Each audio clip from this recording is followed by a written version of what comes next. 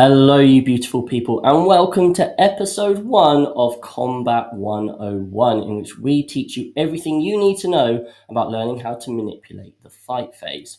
In today's first episode, we are going to be looking at the basics. If you read the rules, it's kind of made to look like we just have to roll our dice, move as close as we can get, go base to base, and just punch some things. But actually, that isn't the case at all. And hopefully today, you're going to learn how we can manipulate even the basics of the fight phase. I'm joined by my trusty co-host, Ed. How are you doing, Ed? Hello, I'm good. I'm ready to beat some scouts up with orcs today. That's the goal. Absolutely love it. So these are going to be quick, they're going to be short, and you're going to leave feeling like, you're a master of the combat phase. So without further ado, Ed, what have we got here today? Okay, so today we're going to show you the scenario. We've got 5 scouts on this objective in the middle, and we've got 5 scouts behind here, which you can see me highlight here. There's 3 scouts on this objective over here because we want to be staying an inch away from the wall to not get charged by orcs, because that's bad. And they've got 5 scouts in the middle. Now, the goal here is we've drawn extend battle lines or secure no man's land or something where we need to hold the objectives in the middle or storm hostile, whichever ones you want to go for. And and also we want to try and hold these 2 objectives whilst also trying to keep the trade as cheap as possible. So normally what people would try and do is put an orc unit here and an orc unit here, and you're giving up 2 units to to get those secondaries. However, I'm going to show you a way here so that we can actually just use 1 unit to try and do this, deny both the primaries and get any secondary cards we may have in the turn. So we're going to start off by showing you the basics of the charge phase. So basically, the charge phase here, we haven't moved this unit yet. So as people will probably know, to make a charge, you need to, if you make a charge, everyone who successfully makes a charge has to base if possible, and has to get close to the unit if possible. Now, there are ways to manipulate this to your advantage. So first of all, we want to make sure that the closest orc is 2.5 away, so it's an unfailable charge. So even if you roll a double 1, you can still move.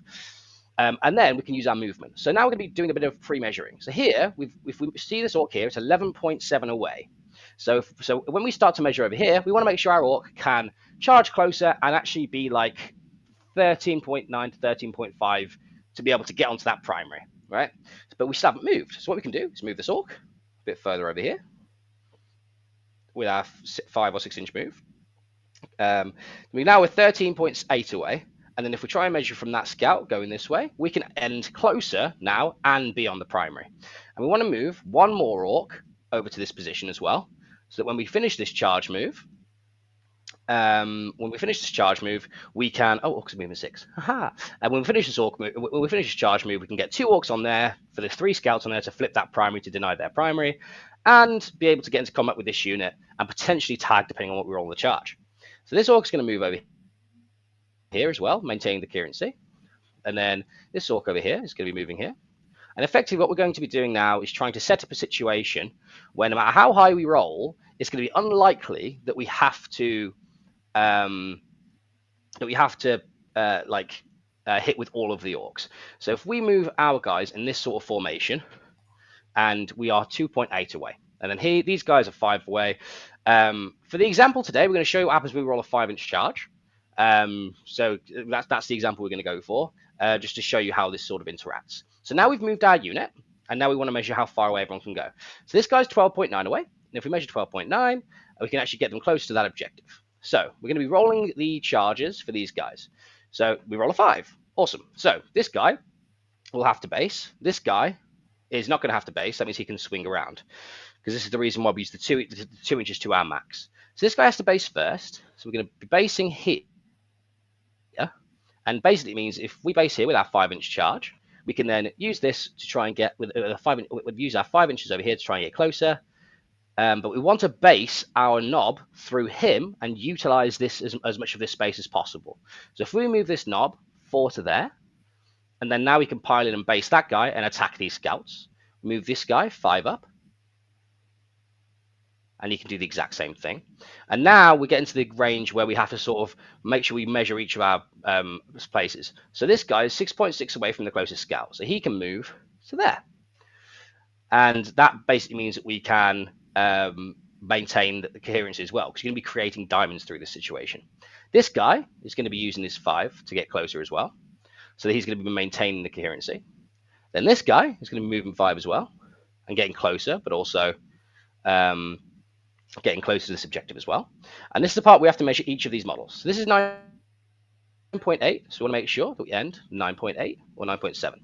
So 9.7 is there. So this guy can move to here, and then this guy is 11.1. So we measure 11.2. So we now measure 11.1 to there. We move him to there, and then this guy is 12.9. And now this is the point where we can actually get into a place where when we consolidate, we can now consolidate onto the primary. So we're going to go 12.8 away here with this guy, no, with this guy. So just off the primary right now. And then this guy is a million miles away with 13.8. So 13.7 can get us to effectively there. So once again, just off the primary. Okay, so now in the situation, we can now do some pile-ins. So because we can pile in an orc here, because you don't have to target the unit that you don't have to target the unit that you attack. This orc could pile in through this wall. I'm going to put it on top for the ease of you seeing this. And effectively now he's engaging those scouts with just one of them. And then these guys can, and then with the consolidate, these guys can go onto this primary. And then over here, we're just going to put these two orcs in base to base with our knob. And this guy's just going to go there to maintain coherency. And then some attacks will be thrown. We might kill a couple of scouts here or whatever. We might kill a couple of scouts there. And then once this happens, we then consolidate our 3 inches. Get one more on there, because now this becomes the closest unit and we can consolidate onto the objective. So now these guys will all maintain coherency for each other. I know he's on top of the wall, but that just does the diagonal thing. So basically you've got 2 inch, 2 inch, 2 inch, 2 inch. And then we can consolidate over here and just make sure one more orc is on that objective. Now with one charge here, we've managed to spread out across 2 objectives, deny 1, and then deny 2, and score our extend battle lines, secure or storm, whichever one you want, whichever one you had at the time. And that is an example of how you can use the charges. So you can use the bases first and then arc around and basically move your models further away from your intended target so that you can actually arc and push that as much as you can. Lovely, yeah. And I think it's such an easy situation to kind of get yourself into where you just go, oh, I need to move my models in this way.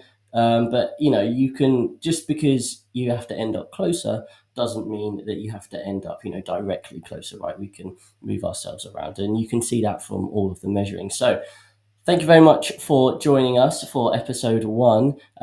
Give it a go. The best way you can practice these things is by just getting some models out on the table, or TTS if you want, and just practice doing those sorts of moves. And then what you'll find is that as you play the games, you realize that you can spot those errors, or those opportunities, I should say. So thank you very much for joining me, Ed, and we will see you again No, soon. pleasure. Bye. Sweet. See you guys.